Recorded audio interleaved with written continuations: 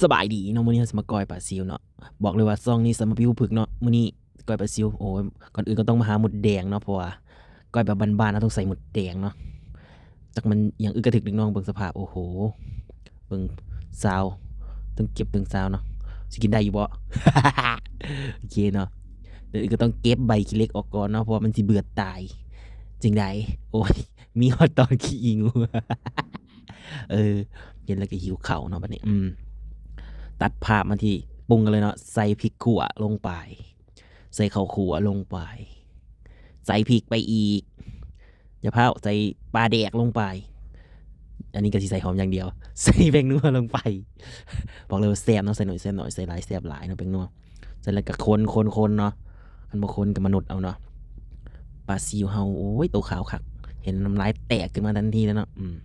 คนแล้วก็เพิ่มกับขวดลงไปอีกเอาขวดลงไปกับคนไปอีกเนาะเพราะว่ายังเห็นตอนปลาซิวอยู่เนาะใส่ข้าวขัวลงไปคนแล้วก็ซีมเบิ่งเนาะแซ่บซีมแล้วก็ซีมอีกแซ่บพร้อมกินเลยเนาะโอ้หายังอยู่โอเคเนาะ